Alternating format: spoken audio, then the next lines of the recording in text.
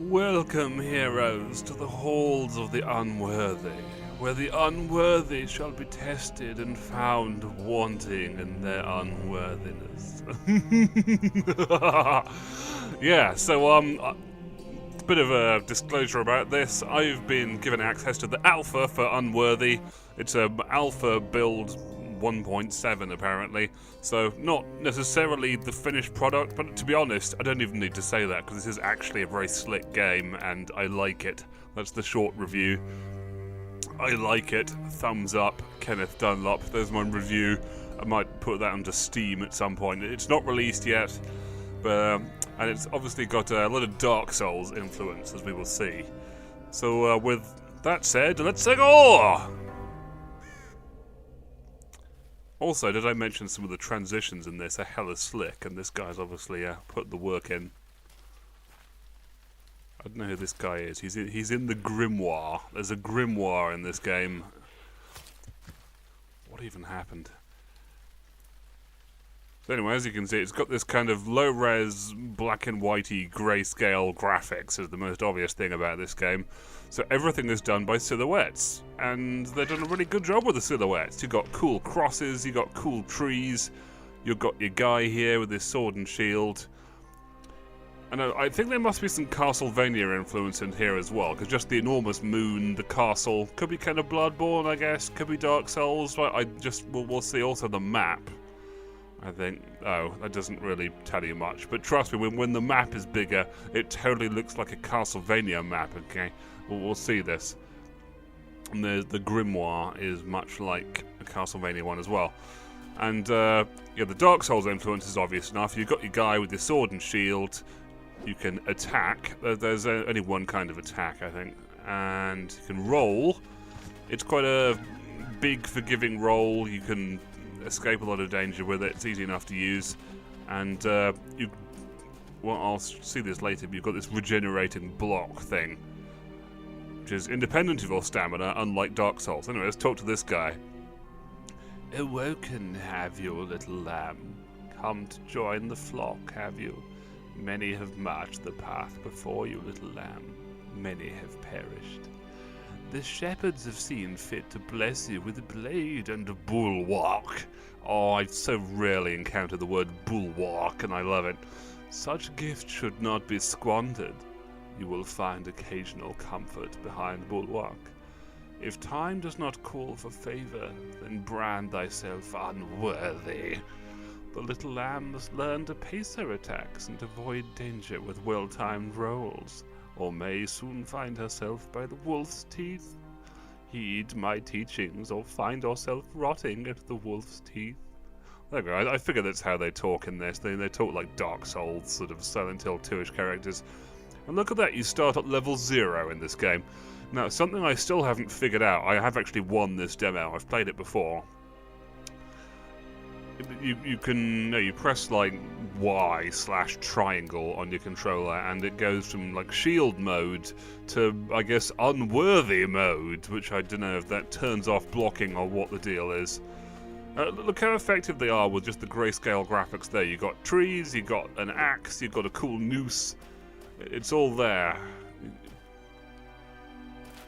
I'll probably find cause to gush more about the clever use of...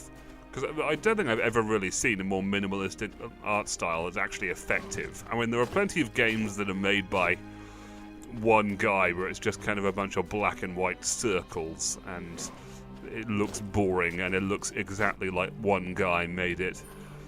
And you can just tell. Oh, and yeah, and I think there's... Oh, damn.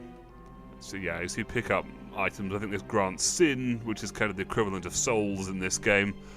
Oh yeah, I also want to make a bit of a bug list, actually, while I do this, because the guy would appreciate some feedback. So, it looks like you can switch your shield mode while you're in the menu, which is kind of distracting, because your shield thing is in the background there, if you see it switching there.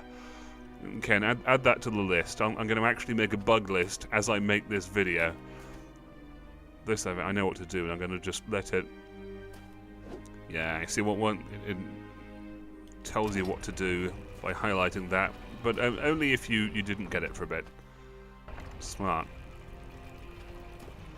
You know, one of the things you will hear about constantly with character design and art stuff, I might have mentioned this myself already, is, oh dear. Oh dear. Oh dear. Oh dear. Oh dear. Oh dear. Yeah, so, when you get riddled with crossbow bolts, you can drink what is basically your Estus. I'm not sure what it's called in this game, but I'm just going to call it Estus. Thing in the bottom left, you do B or circle or whatever you call it in your fanciful controller. And yeah, I do recommend using a controller for this game somehow. This feels very much like a controller-ish kind of game. Well, it wouldn't hurt too bad to have a keyboard. Which brings me to a second recommendation I'd like for my little bug list. I would like to be able... Oh. I could have sworn that didn't work earlier. Okay, well, okay, I can slightly modify that bug, but anyway. I'd like more nuanced analog joystick controls, because most of this game is all about positioning yourself on that pesky horizontal plane, right? So I'd like some sort of analog joystick controls that are more detailed. But I do like the way he goes left and right, just the basics of him. He's got that little moment of acceleration, and then he breaks into a good run, and it's all done very nicely. I think the controls are pretty simple. It's just attacking and the occasional block and things. But also I can tell this guy's put the work in on the combo system and things. It's a 3-hit combo. I think the first hits are faster and the third hit is powerful, but there are certain enemies I find where it's not worth going in for that third hit. So he's really put some thought into it. It's not just 3 identical hits. It is a full kind of... Oh, I feel like a fool. I should have known. There's not... Oh, he can't walk off the edge. Interesting. The edge is your undoing, feeble one. Although it seemed I fell to my doom, it was you who were forsaken. I could actually write the lines for this. One thing I don't understand yet is what the sin does. I'm so tempted to call it souls, but what the sin souls do. Not sure. Also, actually, I should mention I have a nice cappuccino with me. I've found this thing where you can buy cappuccinos in packets, which is lovely. So now I can pretty much drink cappuccinos whenever I want, which is several times a day. Hold on a second while I take a sip. Ah, it burns with the heat of hellfire. And look how cool the silhouettes are. Maybe some people are going to think the graphics in this are kind of boring or, I don't know, just cheap looking or whatever. I think a lot depends on your imagination. Like the background there, I can kind of fill in the gaps of what those weird pillars are and the bound figures upon them. I like to think... Actually, no. Well, it's cool. It's almost like reading a book or something. You fill in the gaps with your own imagination. It is almost a book of a game. There was a time when I would return Earth's property to her. That time is no more. Foolish and arrogant, we betrayed nurturing embrace. We burned her daughter and watched her roll over mother's flesh. We watched her suffer to extinguish our doings. Look at us now, slaves to our own insatiable aspirations. We did not know. Okay, okay. Oh, this is new. We spend our lives rolling through dirt, trying to put out the fires of structures we created. Okay, well, is there more? Oh, I don't really understand how this guy's lines work, but never mind. Yeah, did I mention, I have no idea how the sin works. I seem to have 695 sin, but at the same time, I'm not sure what good it is to me. Maybe it's not good for anything yet. Maybe after the alpha or something, or when that can happen. That happens in Dark Souls, I think. You only really get to upgrade your guy after you've beaten the first boss.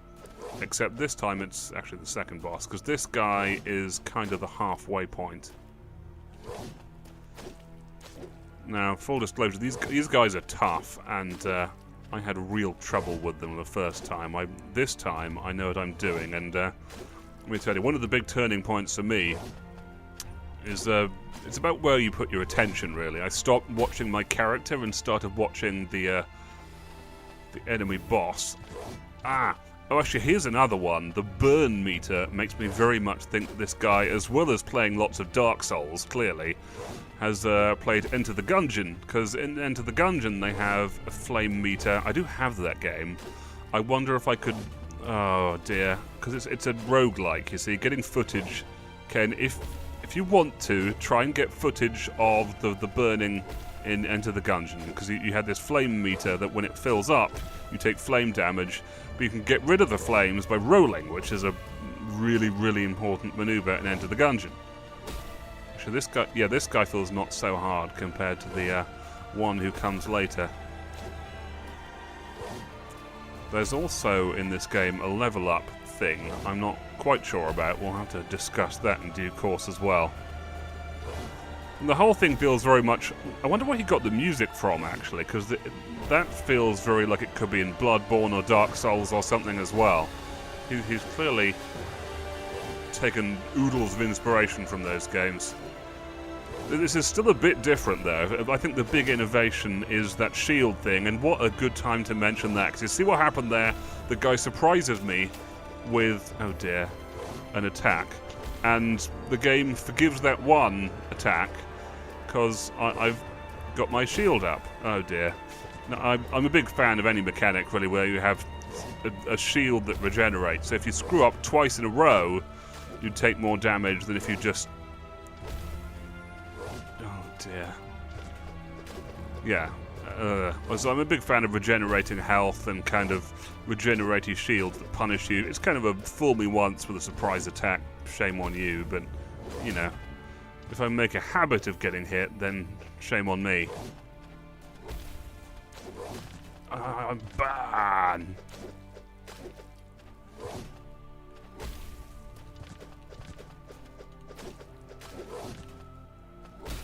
Oh dear. Yes! Well, that wasn't so bad, was it? I mean, I did beat him. That's more than a little lamb can expect to accomplish. Okay, whew, damn. And while I was talking, that's not bad. Well done, Ken. Have a sip of cappuccino. Thank you, Ken. Don't mind if I do. Ah, God, it tastes better when it's earned, you know? Kenneth has earned a brief reprieve from the horrors of war in the arms of his beloved cappuccino. But what horrors await him yet in the outer darkness? Tune in next time to Kenneth Dunlop talks to himself while he plays video games. If you dare, little lamb. Ha ha ha ha ha.